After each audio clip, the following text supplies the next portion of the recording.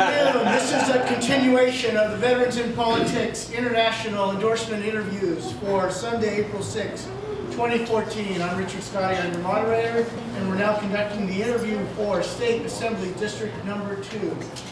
I'll read the guidelines that apply. A strict schedule will be adhered to without exception. This is an interview, not a debate. No redirect questions. But we've been following these rules today, haven't we? Candidates are allowed 1.5 minute introduction. Panelists are given 30 seconds to pose a question. Candidates have 1 minute to respond. If time allows, audience members will be invited to pose a question, and/or the panel may ask more questions. This is not a forum to air personal grievances. Complex questions that require too lengthy an answer will be disqualified.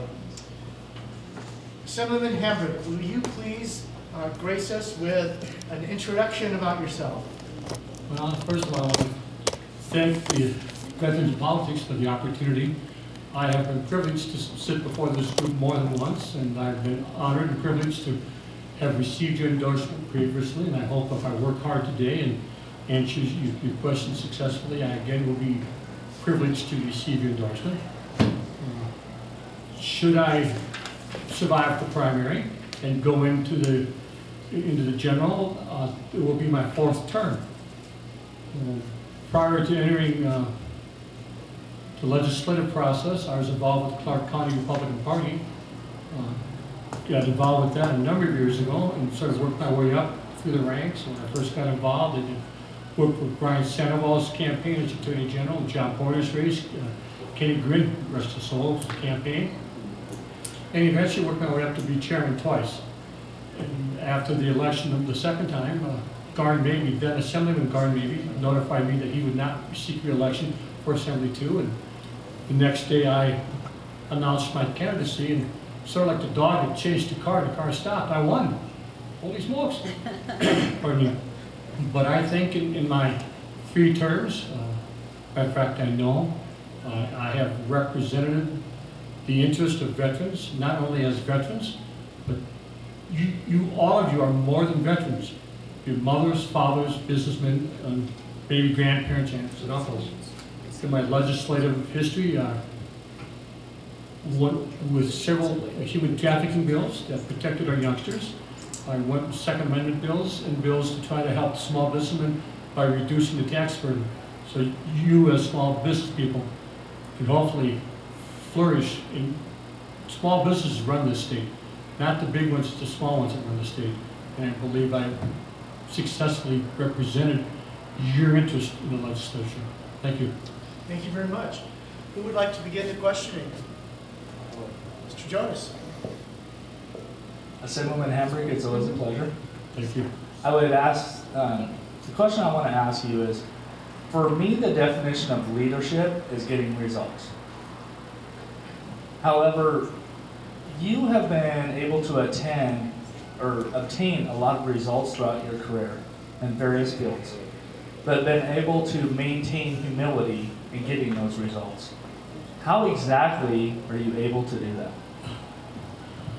Well, okay, I'm going to get a little philosophical here for a moment, so please forgive me. My faith and my integrity are not conveniences. They define me. And I grew up in a household where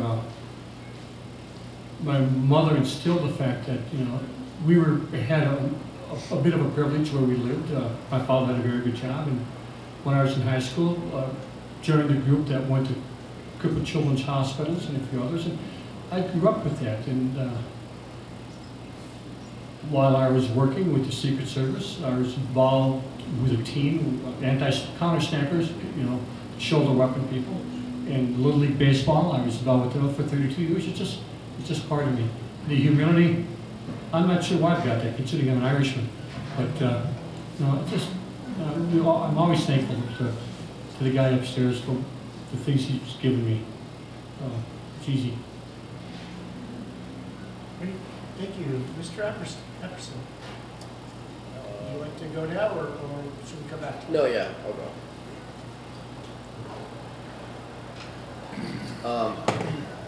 Mr. Hambrick, I have a couple of questions, kind of social issues. First, is that okay? Can I ask a couple questions? My first question is, do you support medical, would you support a bill to pass medical, or for medical marijuana? Okay, so at this point, that question is somewhat academic. I voted against it in the legislature this last go around. I'm in favor of medical marijuana, absolutely. But the current bill, the way it was passed, I had concerns about the grow houses and how the individuals that, particularly in this opening up the shops, might be able to scam the system. I think Uncle Sam needs to get off the dime and come out and get out from behind that bureaucratic machine. I normally say bullshit, but I don't want to say this in front of the Spanish, so I don't say bullshit. But we need to do it. I'm not in favor of medical marijuana for hangnail. I am for cancer, glaucoma, those issues that are truly addressed in pain relief and other pharmaceutical type relief that comes from that. But I don't want anybody to scam the system. Question 2.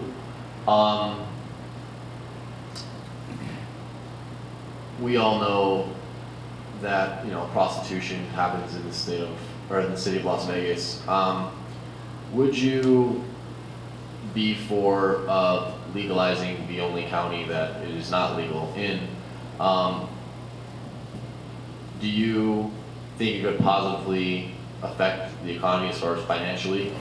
And in what ways? Yes, no? Would you? What's your view on that? Okay. Clark County is not the only one. Of the 17 counties, there's only 14 that have legalized prostitution. Reno does not have it. In White Pine, there's other counties that do not have it. Okay. Would I support it in this county? If it was my vote, the answer would be no. What I would hope to see, that this issue be brought to the vote of the people. Those are the individuals that have to decide that, not one single. And the voters don't want to hear from me. They're not interested in what I have to say. Do I believe it would help the city? Absolutely. It would bring in millions of dollars. But I would believe, or I would hope that the citizens of this effort would be brought forward either at the city level or at the county level. And that way it would be controlled. Just to say to legalize it, there's a whole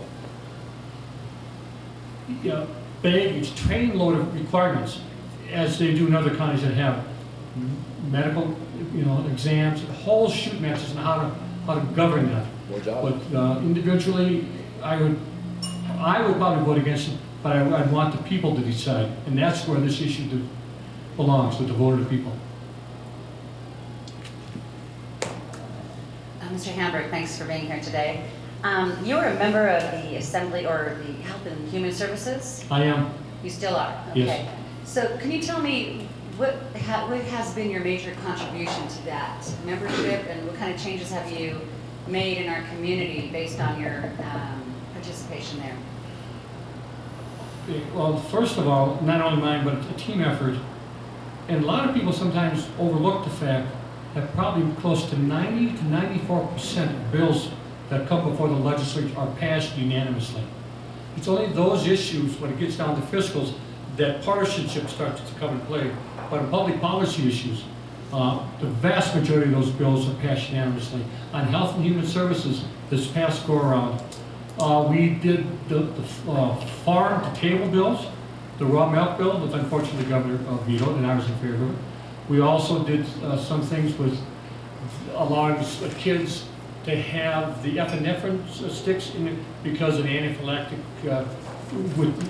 with the peanuts and things, and that was perhaps the most interesting hearing that I've had, and many other long-time legislators.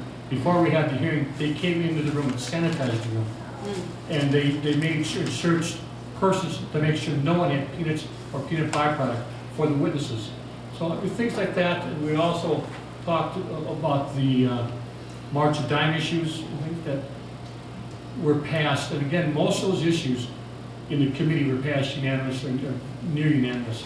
The raw milk one, the anaphylactic thing, those are the highlights that stick in my mind. If you don't mind me just adding a little bit more here. Is that okay? Okay. I'm a huge advocate for children, when it comes to abuse or, cruel treatment of children. Have you worked in any capacity in that area as far as human services? All right. The answer is yeah. Some of you may know that my primary emphasis in legislature is human trafficking, and was very, very, very fortunate. But independent of my legislative activity, I'm the immediate past chair and still a member of the Nevada Juvenile Justice Commission. I'm also on the Supreme Court Commission on Juvenile Justice Reform. So if there is an issue addressing youth in this state, I'll be in the room, if not at the table, at least at the second tier chairs right behind the table. Yeah, youth have been a focal point of mine for over 40 years. So yeah, absolutely. It's wonderful. Thank you. Hey, Mr. Charles, would you like to ask any questions? Yes. Mr. Assemblyman, I guess. My question is this: are you part of, or have you sponsored any kind of legislation that will help light a fire under the Veterans Administration to process the current backlog of claims that are not being handled? I'm on that list, and it's been 3 years, and by law, it's only supposed to be 1 year. Do you have any knowledge of that, or can you give us any kind of input on what you're involved in regarding that? My input should be extremely limited, since that's a federal issue, and Uncle Sam really likes to take advice from states, and that's, to me, is a problem in and of itself. But the issues that come before us for veterans issues normally do not address, because again, the Veterans Affairs are normally federal issues, so my input will be extremely limited.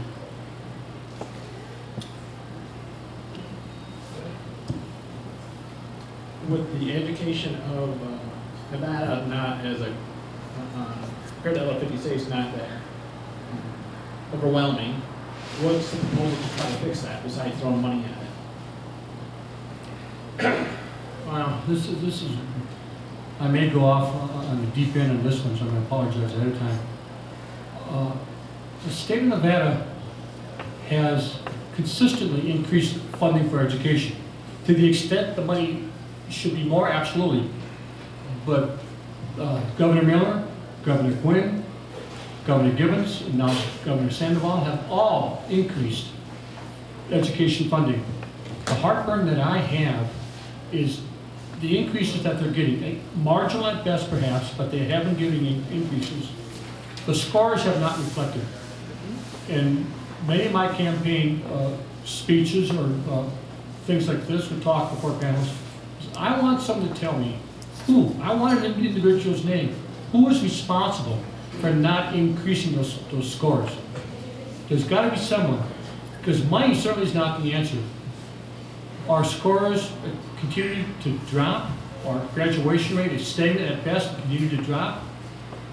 I believe we need to change the entire dynamic in education. To use a euphemism or an example, those of you that might be in private business, whether it's a casino or work for a small business, all businesses have cost centers. Education has a cost center. And you try to reduce costs, so at the end your profit shows significant, so you can expand and increase. Well, education's profit center is graduation rates. Nothing more, nothing less. If we do not have a significant graduation rate, the business is losing money. I believe the Department of Education, Clark County School District, is doing at best a marginal job. I believe the unions occasionally get in the way of education. We need to free up the classrooms and allow teachers to do what they absolutely do best, educate. I'm not a big fan of the new core aspect. There's some aspects of that I do not agree with.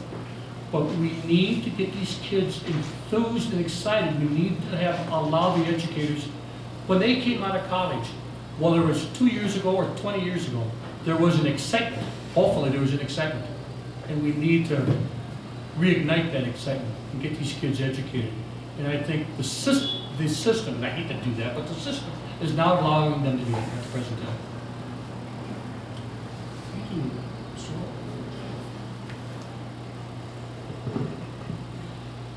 Wall. Senator. Oh, thank you for the promotion. From your lips to God's ears. Assemblyman. Sorry. That's enough, don't be, I helped it. So like, anyways, just trying to find out, what do you think that you could do, possibly, I asked this also to Mark Menendo. This state here has a lack of companies that produce product, lack of jobs here, as everybody well knows. But people that I know personally have been told they're laid off because I deal with the transportation industry. They've been laid off because there's not enough work, because it's an import state, not an export state. Mm-hmm. And I know we have plenty of land out here where we could put buildings, we have plenty of commercial space available, where they could work. What could you do to change that? Because I know Las Vegas is trying to escape the Sin City adult-only playground to becoming an actual community. Well, there's two answers to that, and you know, being a true politician, I'll give you both sides of the answer. But part of that is more difficult for the South than it is for the North. We need to increase and attract new businesses. The problem the South has, if depending on the types of business, we don't have the water to support things. You know, if we have we can't have manufacturing down here because we don't have the water to support it. We should be able to have a transportation hub, and that has been talked about for a number of years. If we can, off 515, create a transportation hub, we've got some things up in 215, you see some of the trucking things. We need to get better access and allow the state, both when you say transportation, I'm going to air transport also, I'm going to throw that in there other than wheels, I'm going to say air transport. Right now, many of those mechanics and repair have to go to other states. They'll fly in the small freight jets of UPS and AP. And they need to go someplace else. We need to have that here, which would then have a magnet for other things. They don't have that problem up north with I-80 because they've got the water to support that issue. I think we need to, both at the state level and at the county level, look at incentives. If you want to call them abatements of some type of tax. I'm not a real big fan of the public paying for baseball and football stadiums. I think, you know, those are private enterprises. But if we can get somebody coming here that could firmly offer 25, 30, 40, 50, 100 jobs, if in the first 3 or 4 or 5 years, their tax rate would be lower to get them in to invest their money, as long as they prove that they were hiring those individuals. Because I'd rather see the people taking a paycheck home and the ripple effect on that. Movies, theaters, new shoes, restaurants, the ripple effect. But we need to have some type of incentive. Unfortunately, there is now a lawsuit against the state because they're in the economic development. They're trying to do that when this money's coming in. And there are those who think to use public funding to assist private corporations coming in is not proper. Well, I understand their thought process, but I think I disagree with the end result. The end result is we need to increase jobs here. And as we increase jobs, there's a ripple effect. More jobs will be created. The more people that have a paycheck to go to a restaurant, the more people a restaurant's going to have. The more people a restaurant's going to have, the more they're going to buy shoes for the kids. And on down the line. I hope I answered your question. Hi. I wanted to address something in the beginning of your opening thoughts. You mentioned the NRA. I wondered what your thoughts were on campus carry and if you had any desire to remove the Clark County gun registration. Yes and yes. Okay. I'm a member of the NRA. I have been traditionally the past several years getting an A+ rating from the NRA. I submitted legislation this last session, didn't go anywhere unfortunately, and resubmitted to allow particular law enforcement individuals that are either coming off shift or going on shift, and if they're going to UNLV and they have a class before or after, or particularly those corrections officers, to allow them to go directly from work or to work and stop at school and have their classes and have their weapons in their cars. Right now, that's against the law. That's silly, you know. But as far as campus carry, as long as you meet the criteria set forth in whatever, and technically you can have campus carry now. It's up to the president of the university to allow that. There's nothing that This allows that. It's the school administration is the one that has to give that, including faculty. So, but by and large, I would like to see a campus carry law, and definitely, I put a legislation forward that died this last time to take back this grandfather clause that Clark County enjoys. I disagree, because right now, today, you could have a citizen of Clark County who lives in Mesquite and has a CCW, could drive through North Las Vegas and be in violation, could drive through the city of Las Vegas, could be in violation, and drive through Henderson, be in violation, and Boulder City be in violation, all the way down to Laughlin and be in violation. But yet, they have a CCW. It all depends, as you go through the municipalities, how you carry that weapon, whether it's on your person, or in your glove compartment, or in your trunk. Local ordinance, and that's silly. We should have a unified ordinance statewide. Everyone, whether you're from Reno or Laughlin, if you get a CCW, the laws will apply to you uniformly throughout the state.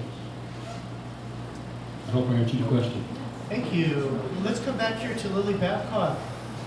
So we've had increased homelessness, and quite often it has to do that they are in need of they have mental illness and they are in need of assistance. What do you think the community and the legislature can do in order to help them? Pardon me. That's perhaps the toughest questions I've been asked today. And I don't want to give a tongue-in-cheek answer, because it is a serious question. The only thing right now, from my perspective, that would address that issue is increased funding. The Ross and Neal Hospital is so understaffed, and so the people waiting and needing treatment is overwhelming.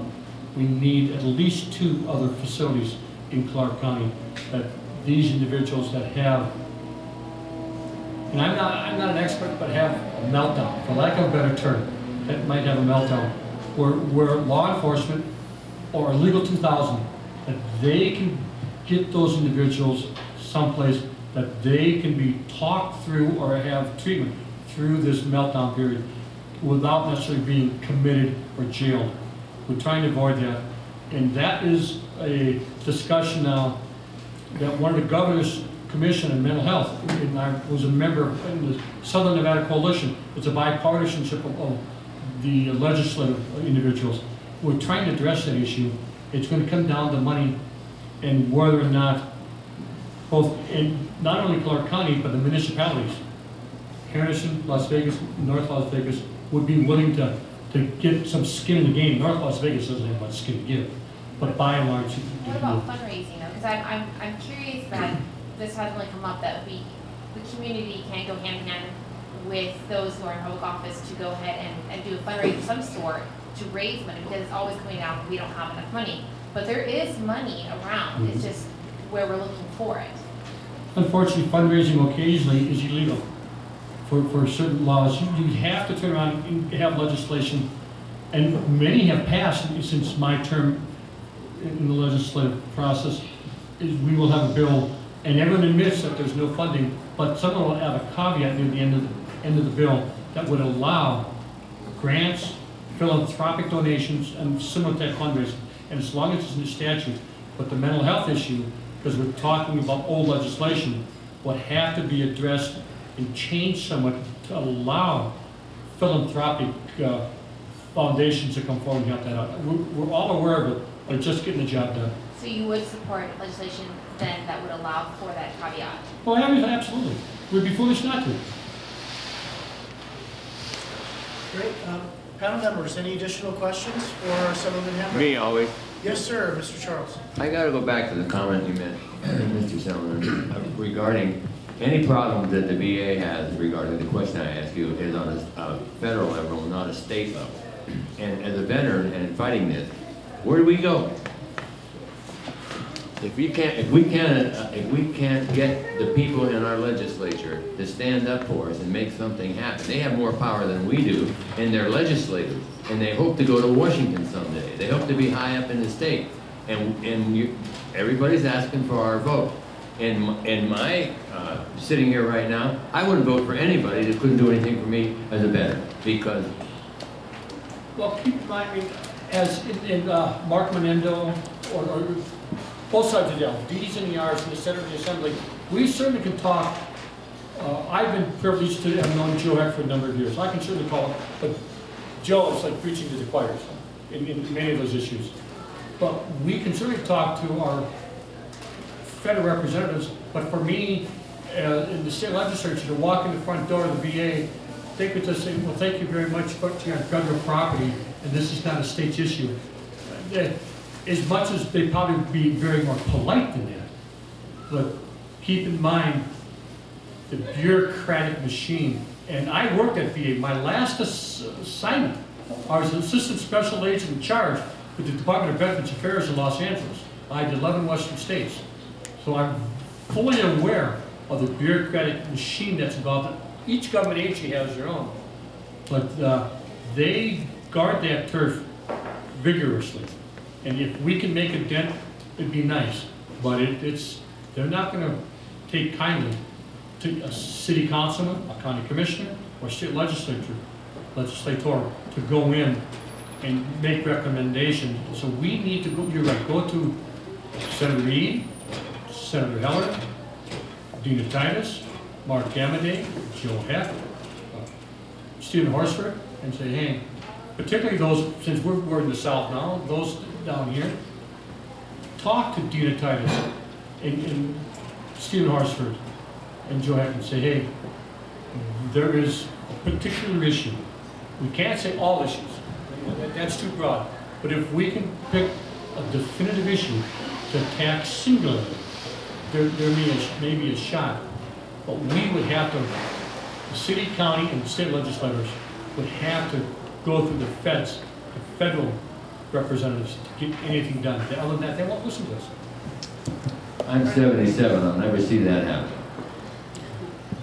All right, I think we have time for one more question, so please. Assemblyman Hambrick, what do you consider, what kind of accountability do we have in place for the educational system here, as far as teacher competency? Who's monitoring that? And would you consider the fact that we're rated second to last in the nation as far as quality of education? Do you think that's due to class-teacher ratio, or the quality of teacher, qualified teachers that are here, or lack of supplies, educational supplies? Well, it's a mix of almost all the above. I have heard where the youngsters have to bring their own supplies, and I find that a real tragedy. I was educated in a private school system. I went to religious schools until I went to the university level. Our children went to the public school level in Virginia. We never had that problem. But I would think that the school administration, both in the school district and the union, and I'm not anti-union, but they're, anytime, in occasion, people love to say that we're the 5th or 6th largest school district in the country. I'm not sure if we should brag about that. I would like to see us break that school system down. I would like to see a Hendersonville School District. I'd like to see North Las Vegas, the city of Las Vegas, and break it down to municipalities and then a county school district. And my wife and I have lived all over the country. We're from Minnesota, we were in Virginia, we were in Detroit, Chicago, Los Angeles, and now we're here. And they all have independent school districts. You hear it, and they are far more responsive to the students. I think this school district is too big and has a bureaucratic machine, both administratively and at the union level. And they have forgotten what they're here to do, educate our kids, rather than worry about retirement, benefits, and things, and having a school superintendent making over $600,000. I think it sticks right here. Yeah, I agree with you. And I wanted to tell you that I'm from the Silicon Valley, and being from there, I know that companies like Microsoft, Indeed, Facebook, all of the executives live in a little town called Cupertino. That's the best school district in California because they pour money into that. They've adopted the school. The parents are personally contributing to the enrichment of their education, but all the surrounding school districts suffer. So I'm wondering, in efforts to try to bring more corporate, companies out here from different states, would you support a bill or an initiative, if you will, to have them adopt a school or contribute a certain portion of their earnings to our school system? The answer is yes. I'm not sure if it was Google or Apple came into Northern Nevada and offered to do just that. The unions objected and said no because of some of the things that they wanted to have checks and balances on the quality of education. The unions turned this millions of dollars down because they lose control. So yeah. Would you stand up to those unions, and would you be able to work around or burst through them or eliminate that or somehow affect that? Okay. You know, I'd say pitch your ass, but I can't do that here in this. Yes, I would. In Southern Nevada? Yeah, anywhere in the state. Okay, Yeah. very good, thank you. Assemblyman Hambrick, you faced some excellent questions by a distinguished panel. Thank you for appearing for your answers. We Well, no, appreciate it. I hope I've answered your questions directly and somewhat quickly, but it's hard for a politician to do things quickly. Fantastic job, and thank you for coming in this. This is my privilege. I sincerely hope I get your support in the endorsement. It means a lot. This group, you know, it really does. Again, I appreciate the time that you put forward all day today. Now go home and get something to eat. Please feel free to say hi to me. All right, good seeing you. Thank you.